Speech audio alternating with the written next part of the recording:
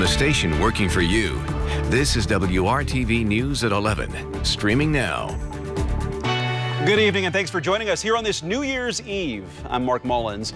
We are now in the last hour of an unprecedented and challenging year. And as we turn the page, it's important to remember the threat and uncontrolled spread of COVID-19 will continue into 2021. That's why health officials made it clear the safest place to celebrate tonight is at home. Still, we spotted some crowds out and about on Mass Ave and on South Meridian Street. Marion County restaurants and bars must close at midnight tonight. Establishments must be clear of customers until 5 a.m. And in Fishers, restaurants and bars were asked to close about an hour ago. The 10 p.m. restriction has been in place since Christmas, specifically to encourage people to stay home for New Year's Eve. The Fishers Health Department order expires on January 8th. Let's check in with meteorologist Kyle Mounts, tracking a weather alert and some big changes coming in the next few hours, Kyle. Yeah, it could get a little slick here, Mark, as we go into your New Year's Day. Right now, that weather system just a little bit off to our south and west, now moving into portions of Missouri and extreme southwestern Illinois. And there you can see all the winter weather alerts out ahead of it as well, including all of central Indiana at this point. So earlier today, the winter weather advisory did not include Bloomington and Seymour. It does now, and that will go into effect at 3 a.m. and go into tomorrow morning. So here's a look at TrueCast, and you can see that area of pink representing where we will have that freezing rain by 5 a.m., making its way very near I-70, continuing to spread north from there. Temperatures should begin to warm as we go throughout the morning hours, so by the time we get close to noon, I think we'll mainly see rain for much of the area. Exceptions could be around Lafayette, Logansport, Monticello, and the Kokomo area, still dealing with a little bit of that freezing rain. Northern communities could see about 1/4 of an inch of ice out there. The rest of us, it's going to be about 1/10 of an inch or less, and there's the actual rain adding up to about 1/2 inch to an inch of wet weather. Temperatures will be critical. They're at 27 right now. We'll talk about a warm up for Friday afternoon in just a bit. We are following breaking news in the Castleton area of Indianapolis tonight. Right now, police are investigating a homicide in the parking lot of the Epic Lounge 3 near 82nd Street and Center Run Drive. This happened around 10 o'clock tonight. IMPD says one person was shot and killed. 3 other victims were driven to the hospital. 2 are in critical condition now. IMPD says they're hoping to talk to witnesses, but many people ran away from the area. This is at least the 3rd homicide investigated by IMPD in the last 24 hours. New at 11, we've learned a Lafayette firefighter is the victim of a deadly head-on crash in Clinton County. It happened early this morning. The sheriff's office says Troy Trent was hit by another vehicle that was trying to pass someone in the opposite lane. The driver and passenger of that vehicle were injured in the crash.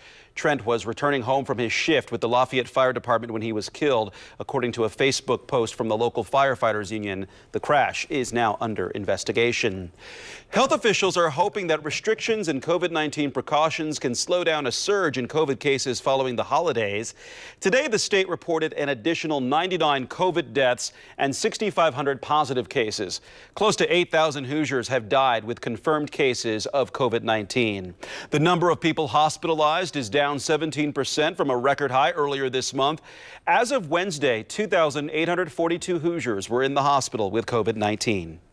It's hard because we haven't really had anything to look forward to. And this is the closest thing to change that, I believe that will help us in 2021. Healthcare workers exhausted from battling COVID-19 for most of 2020 have hope for 2021 now that vaccine distribution is underway. This year, we've shared with you countless messages from those who see the impact of the virus firsthand every day. Tonight, WRTV's Cornelius Hawker shares another warning not to let our guard down as we head into what many hope could be the home stretch of this pandemic. Methodist Hospital. And I was actually the RT on the floor that first encountered all the COVID influx.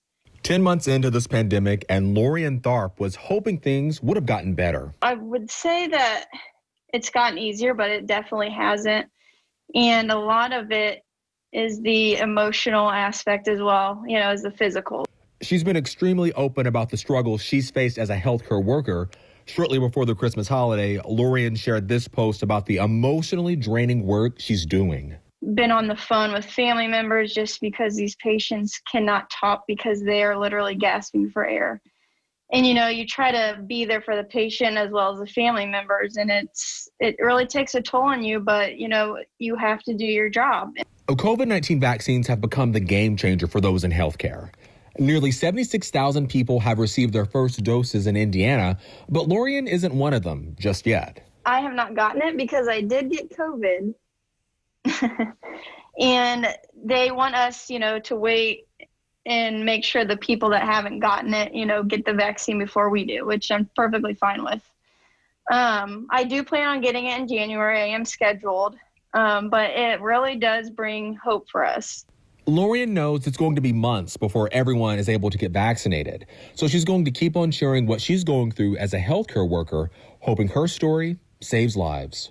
I want them to know what I'm going through, and it really helps me coping as well.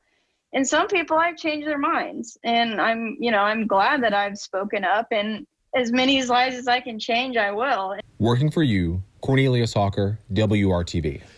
We expect to learn more next week about Indiana's plans for the next stages of its COVID-19 vaccine distribution plan. So far, the vaccine has only been available to frontline healthcare workers or employees and residents of long-term care facilities. Until vaccine production and deliveries are ramped up, it will take weeks to get shots distributed to those Hoosiers. The vaccine might not be widely available to the public until well into the summer. Tonight, more than 3,200 families are about to start the new year mourning a loved one who died of COVID-19 in just the past 24 hours. The CDC sharing a grim prediction that the country could see as many as 424,000 deaths from the virus by January 23rd. ABC's Marcy Gonzalez reports from Los Angeles tonight. For another day, a record number of Americans are hospitalized with COVID-19. More than 125,000 people ending 2020 battling the virus that defined this year. Los Angeles seeing its deadliest day since the pandemic began. As we see 2020 come to a close, we're experiencing extreme conditions in LA County. The county tweeting the profiles of victims, sharing the story of one person every 10 minutes to mirror how often the virus claims lives here. So many dying of COVID-19, funeral homes are now having to turn families away. Say, I'm sorry, I can't help you right now. And that's a very difficult thing to tell people. Across the U.S., hospitals are overwhelmed. Doctors in Alabama warning some facilities are now out of beds. If you have a heart attack and you come to the hospital, we now have no place to put you because all the ICU beds are occupied. And it's not just here. Any place that we would transfer you, they also are full. In Tennessee, cars lined up for miles as hundreds wait to get vaccinated. So far in this country, only 2.7 million doses have been recorded as administered, far short of the goal set by the Trump administration of 20 million by the end of the year. There really has to be a lot more effort in the sense of resources for the locals, namely the states, the cities, the counties. In Wisconsin, 57 people were given possibly ineffective doses after police say a now fired pharmacist admitted to intentionally impacting hundreds of vaccine doses by removing them from a freezer and not putting them back until hours later. This was a situation involving a bad actor as opposed to a bad process. The FBI and the FDA are now investigating. Marcy Gonzalez, ABC News, Los Angeles. The twin brother of IndyCar legend Mario Andretti has died. Aldo Andretti was 80 years old. He has been retired from racing since 1969 following a crash in Des Moines. Aldo died exactly 11 months after his son, John Andretti, who passed away January 30th. Still ahead here on the news at 11, a season that almost never happened, finished with an historic win for the Ball State football team. Brad Brown will be here to recap their big day in the desert. And then an opportunity to consider if you're looking to make a career change in the next year. That's up next in Hiring Hoosiers. Only at Hardee's. Our Hiring Hoosiers initiative has been working for another year to connect you and your family to job openings and programs. Right now, a local company is offering an opportunity if you're looking to make a career pivot. Peterman Top Tech Academy is a 4-month training program that teaches you the skills needed to work in the HVAC and plumbing industries. It's a free program, plus you get paid during your training as a Peterman employee. The pandemic has reduced class size, but the academy focuses on virtual classwork and in-house labs for hands-on training. Plus, participants work in the field alongside Peterman employees to gain real-world knowledge. We talked to Peterman President Chad Peterman about why bringing awareness to the trades can help Hoosiers pivot to a fulfilling career. When you have a skill, you feel empowered, and empowering people is the key, I think, to growing a business. To me, when you arm somebody with a skill set, there's really nothing that can stop them. Peterman is already taking applications for its next round of classes that begin in February. The current session is for 16 students out of a pool of nearly 600 applicants. The time to apply is right now. You can find more information at hiringhoosiers.com. Kyle.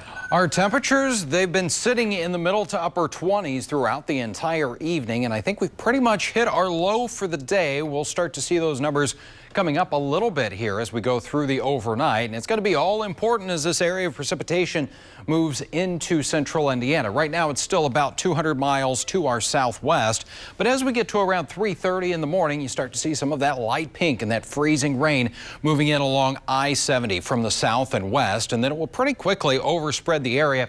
As we get to around 6:30 in the morning, you can see fairly widespread light freezing rain, could be moderate at times, and as we get to about 9-10 o'clock in the morning, there we've got that freezing rain, especially along and north of Interstate 70 to the south. Temperatures should have warmed enough at that point that around Bloomington, Seymour, Bedford, those kinds of areas, you will be dealing with mainly rain at that point. May even hear a rumble of thunder here as we go into the early afternoon. At noon, we start to see that pink eroding away, so most of us will just be dealing with rain at that point, and still a few showers possible here as we go into tomorrow night. As far as ice accumulation, most areas less than 1/10 of an inch, but once we get around Lafayette, Kokomo, you could see maybe a 1/4 inch of ice where it's going to be a little more prolonged for you. We are going to see quite a bit of liquid rain out there too. That's not going to be freezing on contact and adding up another 1/2 inch or so of rain to the 1/2 inch we got earlier in the week. So once temperatures thaw out a little bit, that ground could be a little bit muddy for us. Temperatures around freezing in the morning, 35 degrees at 10 a.m. So we're going to be inching up for much of the day, getting into the middle 40s at 6 o'clock. So I don't think it's until really tomorrow evening and night that we will see our high temperature that will approach 50 degrees in Indianapolis and even the middle 50s in the Columbus area. The weekend, things overall will be quieting down. We'll have highs around 40 degrees both days, but Saturday night into Sunday, we'll be watching another weather system that will move through here fairly quickly, but we may see some light snow accumulation from that one as we go into the second half of the weekend. So a very busy start to the new year for us. 49 degrees late in the day on Friday. There are those highs around 40 for the weekend. And then next week looking fairly calm and a little better temperature-wise. We're into the middle 40s. That's about 10 degrees above average. And another chance for some wet weather, Mark, by about Thursday. All right. Thanks, Kyle, for that. Hey, if you're sticking with WRTV to watch the ball drop this New Year's Rockin' Eve, you might see a Hoosier win a major jackpot. Steve Everidge from Seavor is one of 5 finalists for the Powerball's first Millionaire of the Year contest. The winner will be randomly chosen tonight on Dick Clark's New Year's Rockin' Eve with Ryan Seacrest. Steve told me he's excited about his odds. Even after I found out, I didn't realize the odds were, I didn't realize it was like 1 in 5. You know, I thought it was like every state was in it, you know, so I thought, you know, odds will still be probably good, but, you know, and then after I found out it was 1 in 5 people, you know, I was like, wow. Yeah, the odds in your favor. Steve has already won $13,000 in 2 lottery contests that landed him in the $1 million drawing tonight. Since no crowds are allowed, he'll be watching Rockin' New Year's Eve from home along with us. The drawing is taking place right after midnight. Good luck, Steve. We'll be right back. First.com.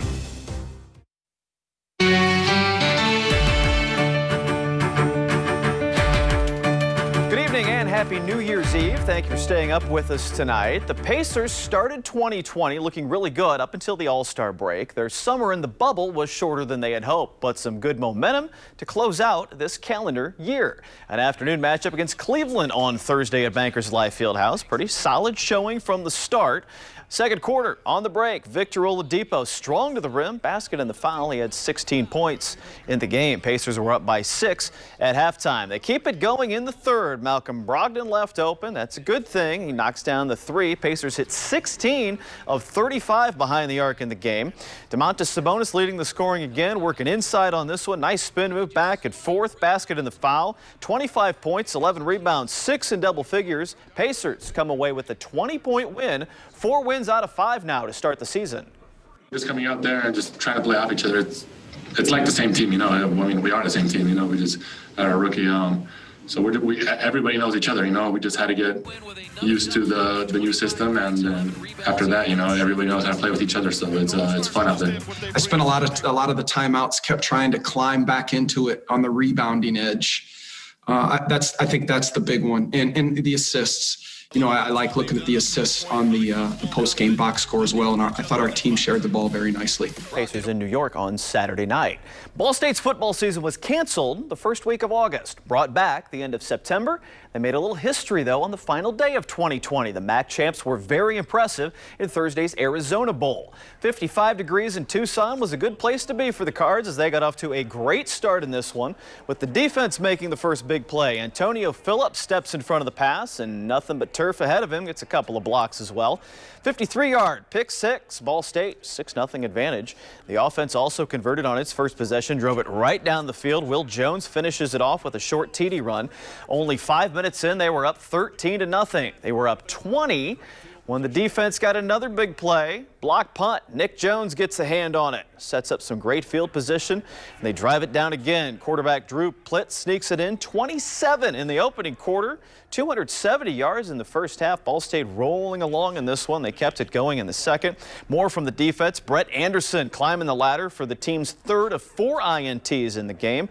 Ball near midfield for Plitt. He hooks up with Yohines Tyler on a 48-yard touchdown. That would cap the scoring, and 34 would be enough. Ball State with their first bowl win in program history, and no doubt about this one.